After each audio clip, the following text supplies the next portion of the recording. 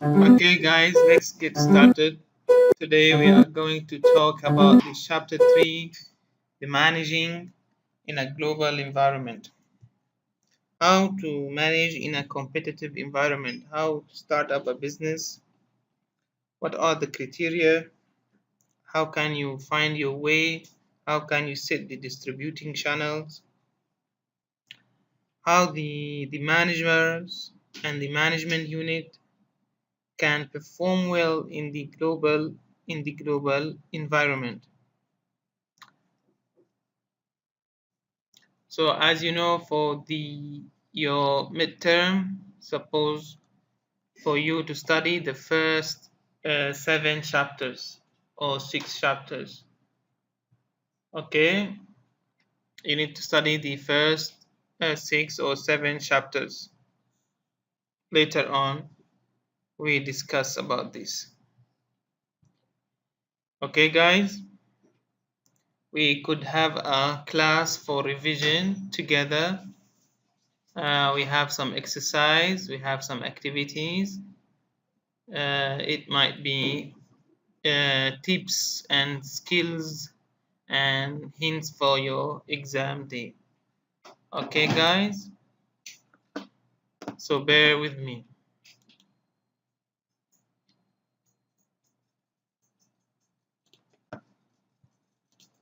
So let's get started.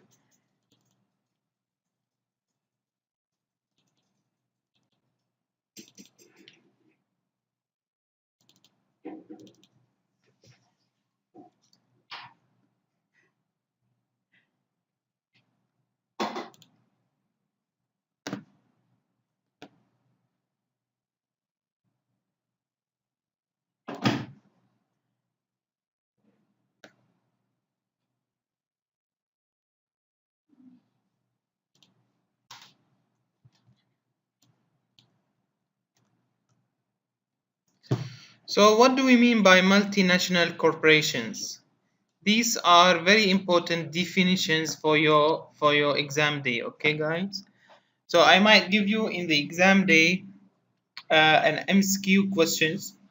I will give you the definition and you need to choose the correct best answer for this definition.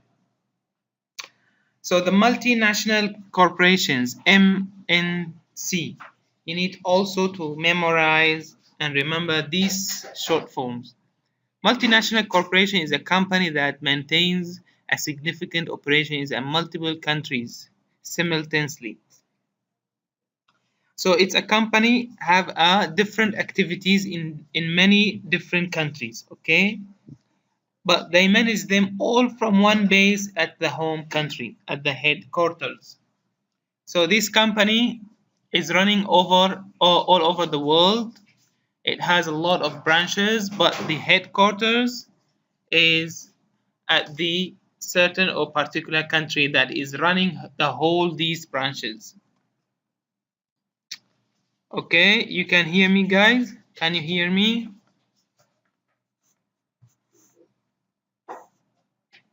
Okay.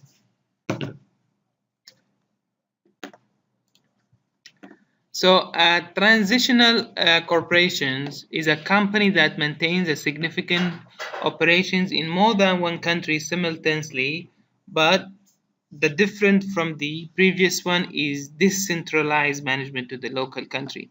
So, here uh, the company that following the transitional corporation style of management, they are running the company decentralized. So they don't have one company that run all the activities of other companies. No, they are distributing their liability and they are distributing the authorities among these companies.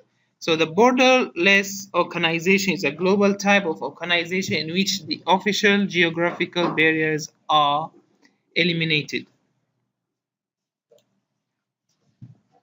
Okay, so this company without a borderless means the geographical barriers, the geographical obstacles, has been eliminated. The monolingual attitude is the condition of being able to speak a single language. You might get to know that many different companies they are following a monolingual or a multi language. So in order for you to understand, you need to follow their policy. So you need to choose this company is following which style of policy. The paracalism is a narrow attitude of which people thinking their own local ways means the headquarters are the better than any foreign ways. So in this style here, the company the company does not adapt the local culture or the local rules or the local features or the local attitudes. So they are doing their own way. They are claiming that they are the best. They are the best company that follow this kind of this kind of local way of running the work.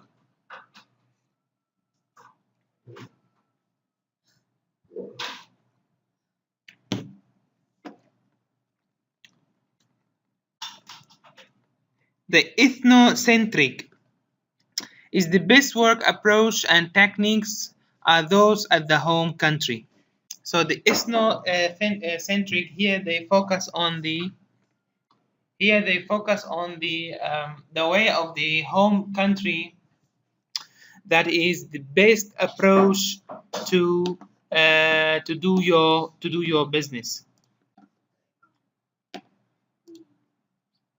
Okay, guys. So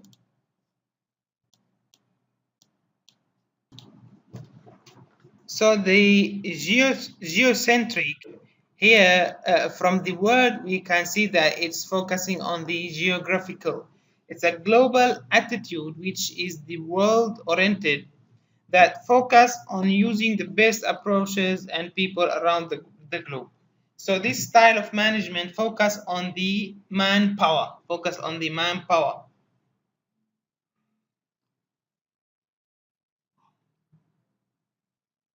So here they focus on the using the best approaches, the best methods of management, and the best people around the globe.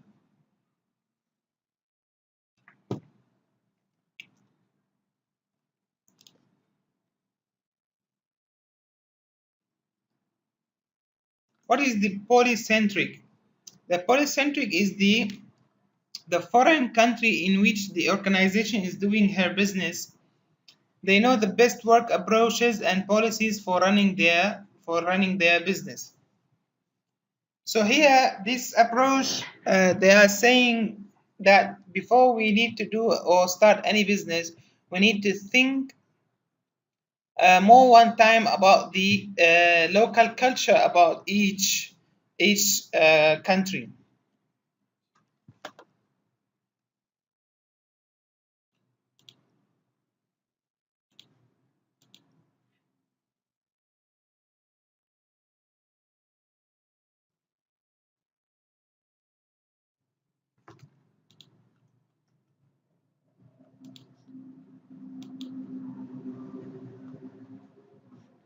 Okay. So here, management in all types of organization must continuously and closely monitor the changes and consider the particular characteristics of their own location.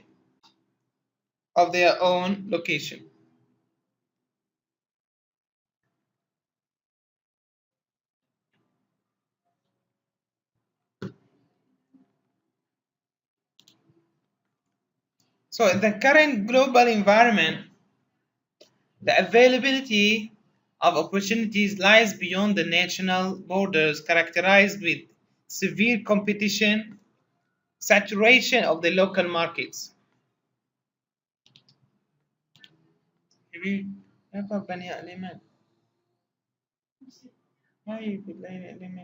It's not open to you with this last time.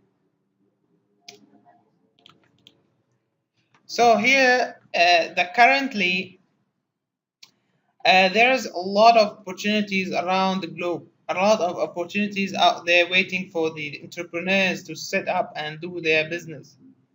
But this opportunity is characterized, has some features, and these features is really competitive, is really hard to achieve. The first one is the severe competition out there of the company. Uh, the entrepreneurs are having a lot of competition, which is not a normal competition, it's a severe. Severe here means a very hard competition, which is the same product are being sold many times, and similarly, a lot of companies they are sharing your same product. The saturation of the local markets. Now we can say any single product you are proposing to your market at least have one or two or three types of these same products in the market. This is what we call the saturation of the market. European Union. You need to memorize these, the date, the number, and the features of each alliances, of each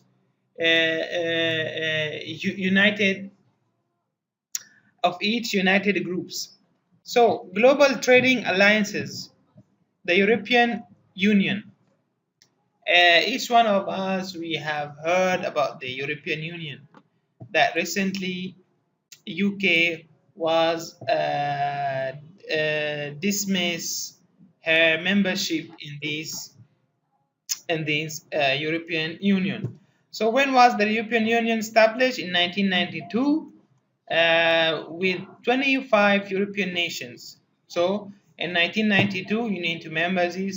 You need to remember the number here with 25 European nations, created as a unified economic and trade entity. So what are these features? What are these features of the European Union? It removes the taxes and offers subsidies, government support with money. So here it removes the taxes.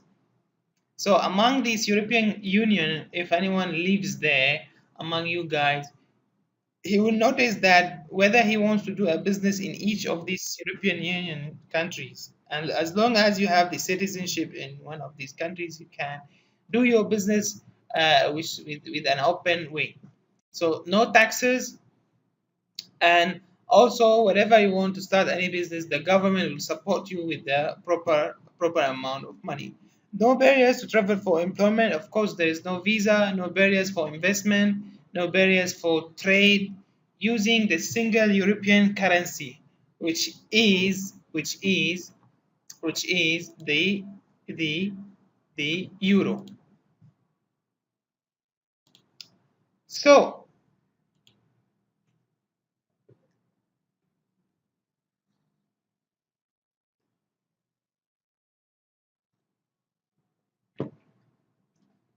another alliance is called NAFTA, North American Free Trade Agreement. Okay, guys, you need to memorize again these abbreviation and these. I might in the exam day ask you to mention 3 or 4 global alliances and explain in brief one of these alliances. So the NAFTA here is an agreement among the Mexican, Canadian, and US governments in which the barriers to trade have been eliminated. So the Mexican, the Canadian, the US, these 3 major countries, they established in 1994, and this has resulted in a strengthening of the economic power of all these three countries. So the tariff fees, the import license, and the custom fees and the duties. What is the tariffs and quantitative restriction? Commonly known as a part or import quota. Both serve the purpose of controlling the number of foreign products. So in the example, I might ask you the tariffs and the fees or customs or duties. So what is the purpose of these things? So you need to mention that the purpose of this is to control the number of foreign products. So the purpose is to control the number of foreign products. An import license is a document issued by a national government authorizing the import of a certain goods in its territory. So whenever you want to do a business, you need to have a license. Especially you are doing a business overseas out of your country, you need to have an import license. And this import license again was the purpose of this import license is to authorize the importation of a certain or particular products. Custom user fees or duties raise state revenue and to protect the domestic industries. So, what is the purpose of the customs user fees? Is to protect the is to protect the is to protect the domestic industries. Means is to protect the local companies.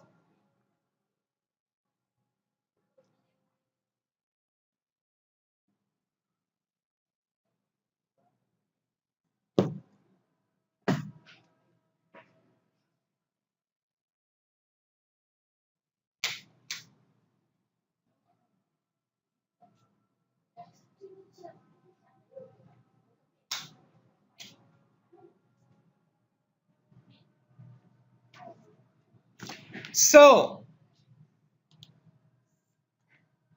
Global Trading Alliances, Association of Southeast Asian Nations, ASEAN. ASEAN is a trading alliances of 10 Asian nations. So what are these 10 nations? Is Malaysia, Singapore, Brunei, Indonesia, Thailand, Filipinos, Vietnam, Cambodia, Myanmar, and Laos.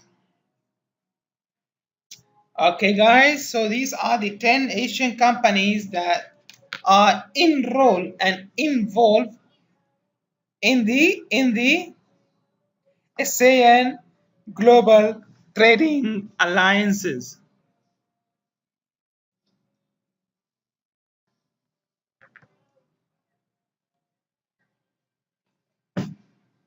So African Union, what is the African Union? Is the 53 nation African unions come into existence in July 2002. Members can plan to achieve greater economic development and to unify among the African nations.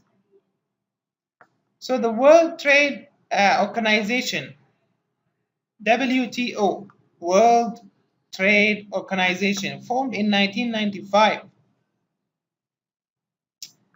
The rules of the trade among the nations. So the WTO is actually set a rules for a trade among these nations. So the membership here consists of 149 countries and 32 observed governments as of January 2006. So we have 32 global government countries that they are monitoring the membership of 149 members that they are running or undergoing their business globally.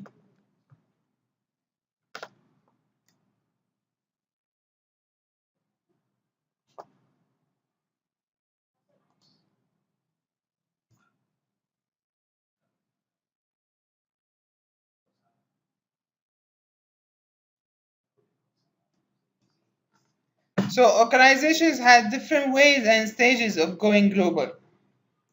Global sourcing.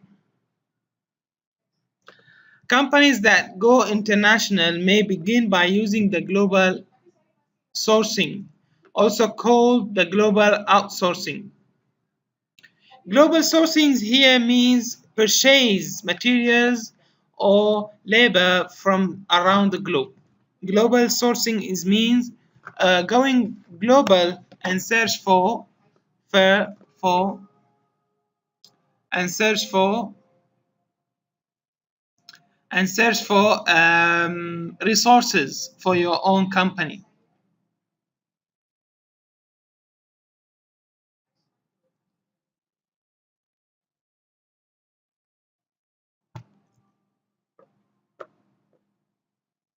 So company here, they purchase, whether it is they are purchasing materials or they are purchasing the labor or the manpower. So at least expensive. Of course, when the companies are going global, they must search for products or sourcing which is less expensive than any other countries or than their own countries. So like call centers and IT experts from India, they are well less expensive than any other countries. The raw materials from China also less expensive. The engineer brains from Germany also less expensive when they have an inflation with all these materials and sources. Licensing here giving another organization the right to make or sell its products by using its own technology or specific product specification. So licensing is means give a license to any other company to start their own business by having the same features or by having the same materials. Or franchising here means giving another organization the right to use its name and operating methods.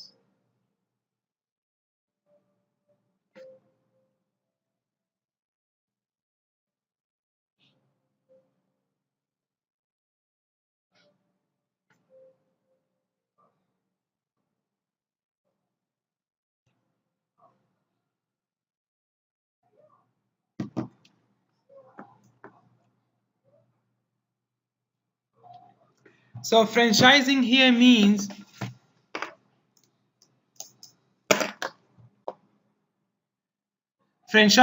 means give another organization the right to use the name, like a Subway, like McDonald's, like KFC, all over the world. It's not the same company. It's not the same people who are doing the same business. No, they are taking franchise from the main headquarter, and they are doing the same business. But they must follow their rules. They must follow their styles. They must follow their. So they just buy the franchise. They just buy. They are just using their money. But the products, the style, the leadership, the everything related to the same company, it's same. So like Subway all over the world, they are taking franchise. Franchise here means having the authority to open and take the name of Subway. So I will open a shop and call it Subway, but I need to take a franchise from the headquarters. Okay, guys, can you listen to me? Can you hear me?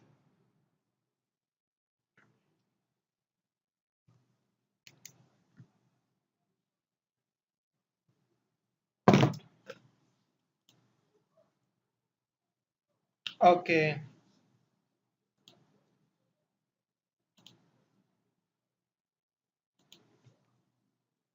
Strategic alliances.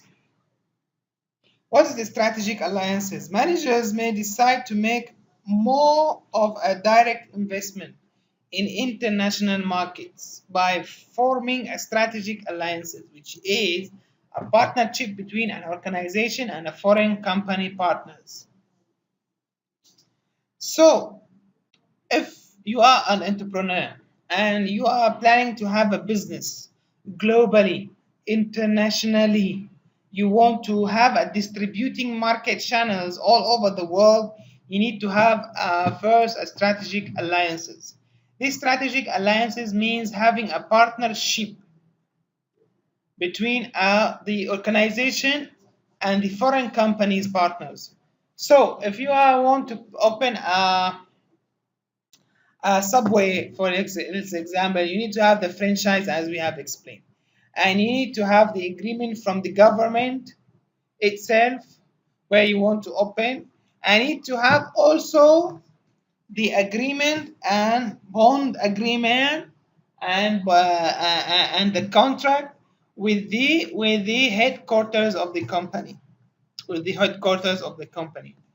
So this is what we call it the strategic alliances. The strategic alliances. So it's a strategic alliances. Partners here share the resources and knowledge. So by applying this, you are actually sharing the resources and the knowledge. Okay, guys. Okay.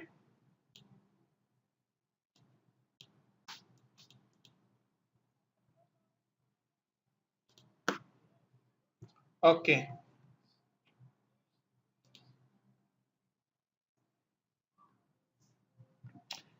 Strategic alliances. What we it's very common in business to hear about these. About this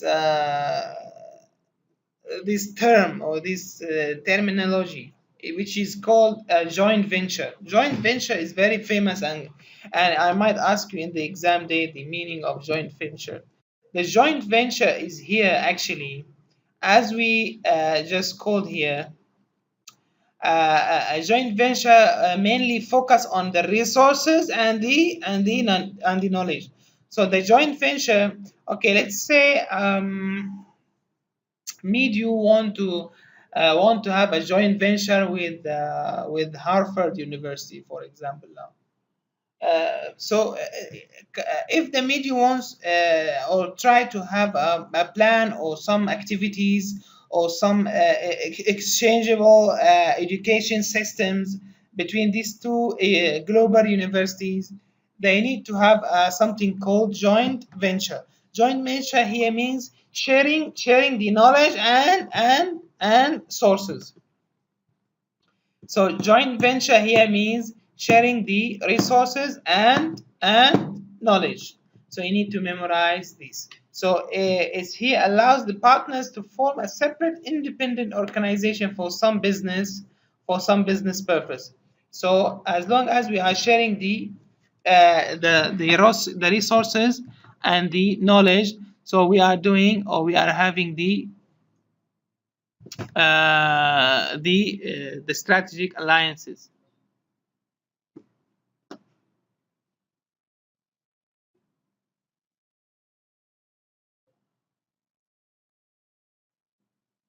Foreign subsidiary or secondary.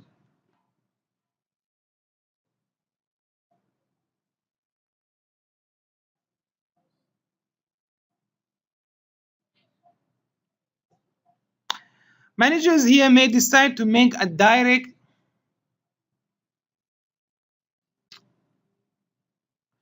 Managers here may decide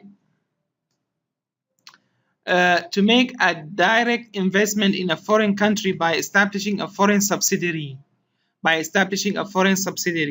In which a company sets up a business or separate an independent production facility or office.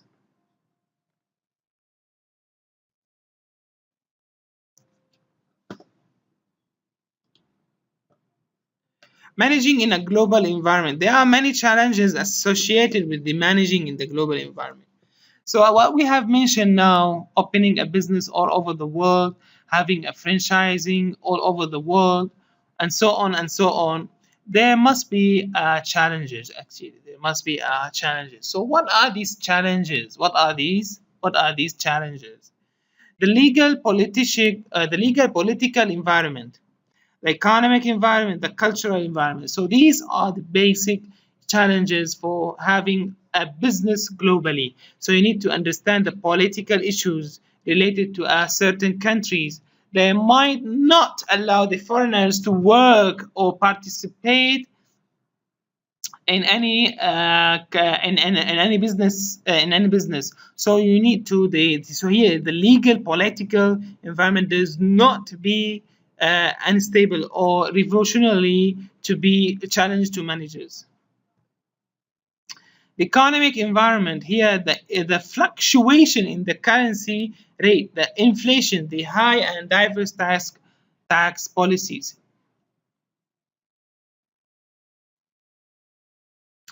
So the fluctuation in the economic, the ups and downs in the economic, here it affects actually the entrepreneurs that they are trying to participate or run any business globally.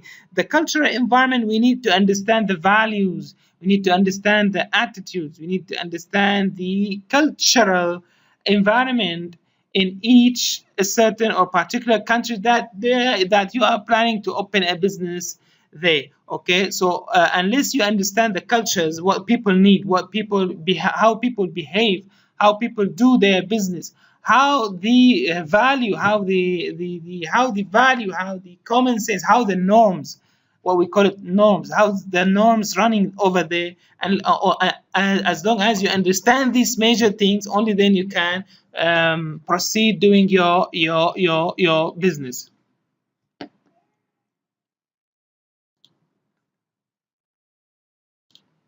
So a framework developed by Greek Hosfeld, he serves as a valuable framework for understanding difference between national cultures. So the individualism versus the collectivism.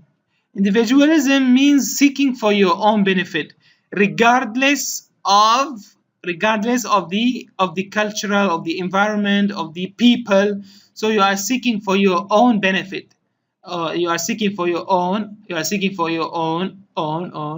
benefit. So here the people in the country refer to the act as individuals rather than members of groups.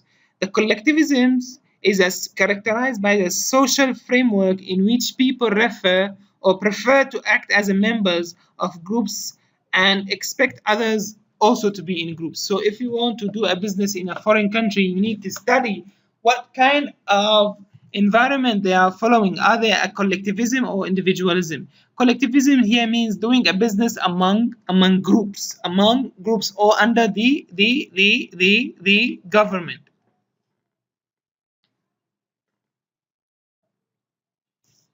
Under the government. So power distance is another cultural dimension which describes the extent to which a society accepts the fact that the power in such institutions and organization is distributed unequally. So if you go to any Arab countries or the Arab countries especially, and if you want to open a business over there, you must share this business with the government. As long as you are doing well with the government and paying to them, actually, unfortunately, you cannot run your business. You cannot run your business, and this is very common sense, and this is very popular in such countries. And actually, a lot of investors, like the very international companies like Shell, like Petronas, like Petroleum United Nations, like very international famous countries, they wanted to invest in such countries, but they couldn't proceed further. Why? Because the power distance over there is somehow closed. As long as you are giving a benefit and to the individuals in the government over there, you cannot run, and you won't be allowed to do any such business. Okay, guys.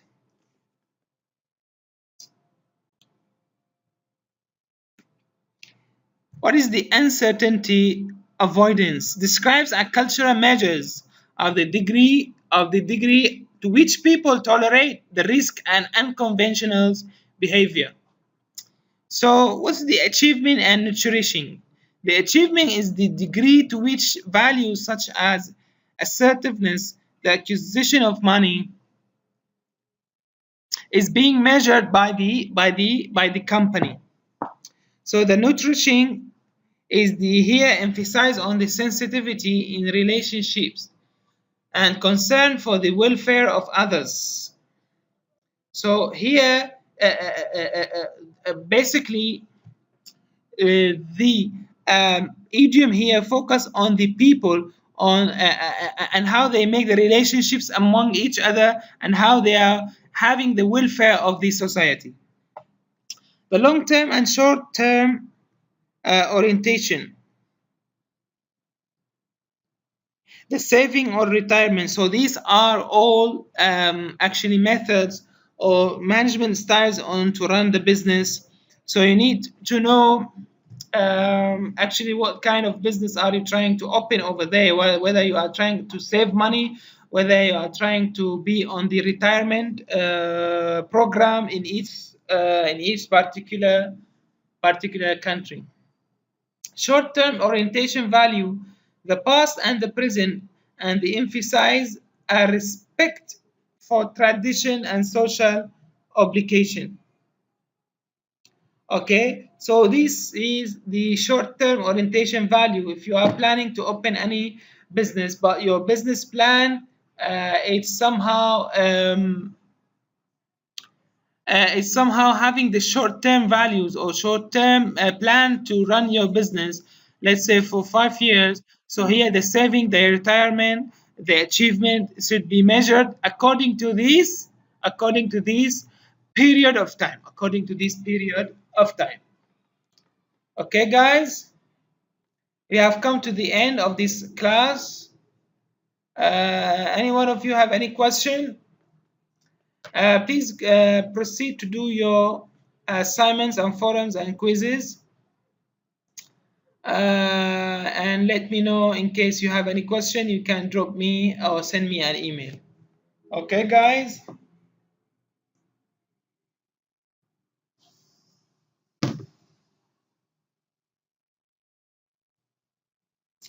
The area of consideration for your midterm exam later on, the last class before the midterm exam, we will discuss the exam issues. I might give you some exercises, some activities for you to revise and memorize for your exam. Okay, guys, as usual. So don't worry about the midterm exam. Okay, guys. So study well, prepare well, and study things and the way of how teaching these materials. So during the class I give you some tips and some tips for your exam. So please study these tips and be well prepared. For the midterm exam later on, we discuss in before the final class, before the midterm. Okay, guys. Please come on time next class. Until then, please take care. Assalamu alaikum wa rahmatullahi ta'ala wa barakatuh.